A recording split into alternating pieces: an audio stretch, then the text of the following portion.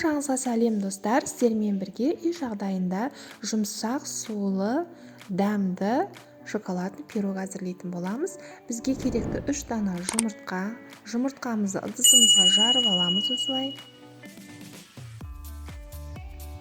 Үстінен құм шекерімізді саламыз. Сұйық майымызды құямыз. Сүтімізді құямыз. Бір келкі болғанынша миксерлейміз.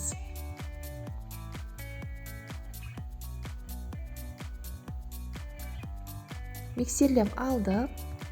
Енді үстінен қопсытқышымызды саламыз. Какаомызды саламыз.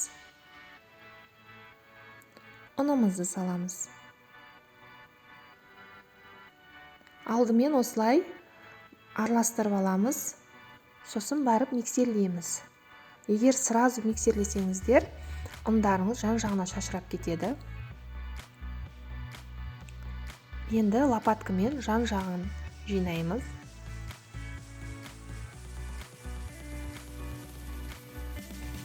Осындай сұйықтықта болады. Ыдысымызға, яғни табамызға құямыз. Қызып тұрған пеште 170 градуста 15-20 минутта пісіп шығады. Ыдысымызға құйып болған соң осылай сілкіп-сілкіп табамызды ұрып-ұрып жібереміз. Бір тегіс пісуі үшін. Енді 100 грамм сүтімізге 100 грамм Қазақстан шоколадын салып,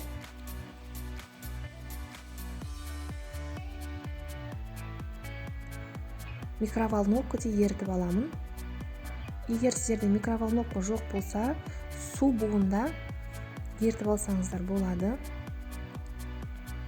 Пісіп шықты пирогымыз. Енді қалаған бөлігімізге арасын үлкендеу кессеңіздер де мен осылай жақын-жақын қылып кесіп аламын.